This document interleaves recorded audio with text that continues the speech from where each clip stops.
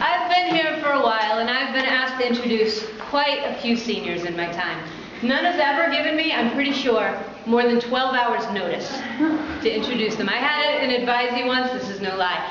We're sitting there, and they said, today is blah, blah, blah, senior speech. I'm like, cool, I didn't know that. And he said, yeah, can you introduce me? So,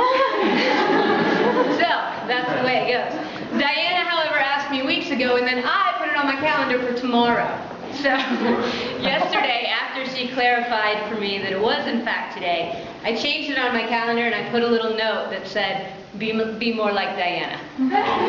Which is kind of a little joke back to her freshman year when she had a roommate who was pretty awesome and a good person to look up to. And Diana had written on her door every day when she left, be more like blank, name of roommate inserted here. So then I kind of started thinking about what am I going to say to introduce Diana. And then I thought that is a really good thing to go with, because perhaps I should, in fact, be more like Diana. And perhaps maybe every one of us can learn something by being more like Diana. So here's what I broke it into. Clarity and being calm. I've also been to quite a few junior-senior dinners, so every one since I've been here for 9 years. And last year was by far the best one I've ever been to, put together by Miss Diana and Daco, under the, I don't know what adjective to say, leadership of Bart McMahon, junior class advisor. And in spite of that, these guys pulled off the best junior class. It's like an impediment, you know, it's not really like somebody that helped. But he had a great time dancing and it was all good. Yeah. And she was calm and clear throughout the whole thing. At one point, it was maybe a month out, and I said, do you guys need anything? Are you good? She's like, no, we're booked, we're set, we're ready to go. It's going to be awesome, and if people don't like it, well, they don't like it. I know, I worked hard. Okay, stand back. Diana is incredibly observant, and she mixes with this caring attitude that she brings into everything, but I noticed it mostly in the dorm. I thought I had a pretty good spidey sense of what was going on in the dorm, and I learned a lot from Diana that I really didn't. I would think, oh, I got my eye on this situation that's happening right down the road. Maybe in a week or two this is going to happen, and I would go to Diana and she said, oh, that already happened. I took care of it. Everybody's good now. So, it made my life a lot easier. The third little area that I'm going to try to be more like Diana in is leadership. It's hard to lead a school, and Diana does this, and you guys are still her friends. She can tell you what to do, and you like it, and you say, yes, please, may I have more of that, telling me what to do. And she does it beautifully, and most importantly, magnanimously. And if you don't believe that, look it up, and you will. Magnanimous. I'll stop blabbering and let my new hero, Diana Enriquez, talk to you.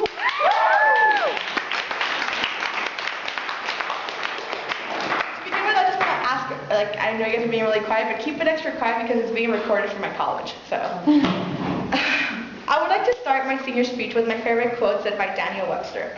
If my possessions would be taken away from me, with one exception, I would choose to keep the power of communication, for by it I would regain all the rest soon. I have a great interest in communication between individuals and how that affects their relationships. We all live in a world based on verbal and written communication, therefore it would not function without it. So my question for many years has been, why do people choose not to communicate? When I first came to VBS, that question was answered within the first 24 hours of my freshman year.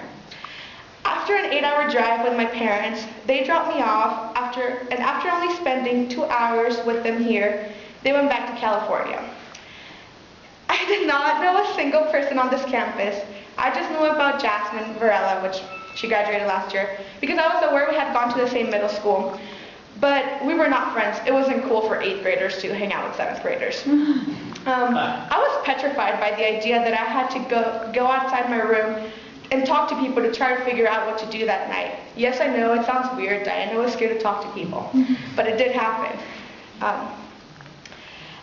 Well, to make this long story short, I cried every night for exactly 12 nights after my parents dropped me off.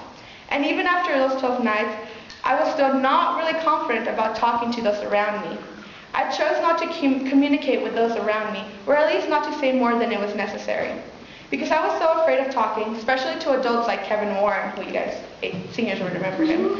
I told myself I would never never allow myself to receive a violation. And until this day, I have kept that promise, even though I'm no longer scared of people. FYI, it is possible for four-year seniors to not have a violation. Knock on wood. Even by the end of my freshman year, I had grown the guts to approach some of the faculty, and none of them was my advisor of the time, Jim Richards. Jim is a great person, but I felt like I did not really know him since he was not my teacher. So I decided to change my advisors from him to Jillian Honeroff. Speaking to Jim was scary because I saw him as this walking science genius that always had something wise to say. I was just some foolish kid from a public school in the middle of Santa Ana, California, or at least that's what I thought. I soon learned that Jim is actually just a person who loves what he does. And that is why he sounds so smart. And even if he were to be lying, I think I would believe him. Knowledge by authority, I guess. He now continuously teases me for dumping him as an advisor. But I am glad I did. Not because he was bad at his job, but because it proved to me that it was not as scary as it looks to talk to the other species found on this campus, teachers. Even though talking to others has not always been an easy task for me, there has been one person that has helped me through all of this. His name is Carlos David Enriquez. My little brother is my greatest inspiration in life. Even though he is chronologically 7 years old, he is mentally only 3.5. Yes, my brother has a mental retardation. That is because he has something called trisomy 21, aka Down syndrome. When he was born, I had to learn to speak up. I made myself be heard because I felt the obligation to look out for him. He has been able to understand 3 languages since he was born: sign language, Spanish, and English. And until this day, he does everything within his limits to be understood. I want to be like him one day. I want to have the power to never give up when I want something. I have been working on this for a while now, so if anybody ever tells me you can't do this, the first thing that comes to my head is that I have to prove them wrong. When my uncle said that I was not going to last more than a month at boarding school, I told myself I would be a 4-year senior, and here I am. When my parents said I could not travel anymore because we barely had enough money to pay for food, I found a way to visit my friend in Tennessee. But more than this, my brother has taught me compassion. But what I mean by compassion is having the power to care of those around you more than you care about yourself. Like I mentioned, communicating has been hard for me. But what is even harder is helping those around you communicate. My older brother is nothing like me, and while I might not talk as much about him, he has been another great part of my life. He is 19 years old. His name is Luis. He is obsessed with soccer and Mexican history, but he has one small weakness. He is very shy. All of our lives, people have always asked if I was the eldest because I was a lot more outgoing than he was. So when it came to high school, I wanted to change things.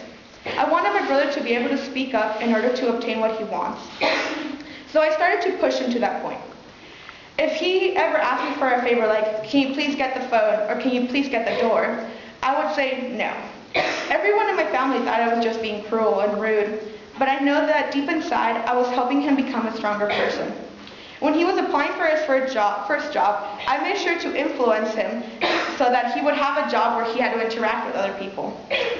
Because I have always known that he is capable of communicating with others, and he just a lot of times chose not to. I can't say he is not shy anymore, but I have noticed a change in him, and that makes everything that I've done worth it. I know that with the power of words, I can always achieve my goals. All I can do is never get caught up in my feelings and just look past my obstacles. Speaking up leads to some broken hearts, I have to admit. But in the end, it will all be worth it because you will not be wondering the famous what if. So if your possessions would be taken away from you, with one exception, would you choose the power of communication? Because I know I would. Thank you.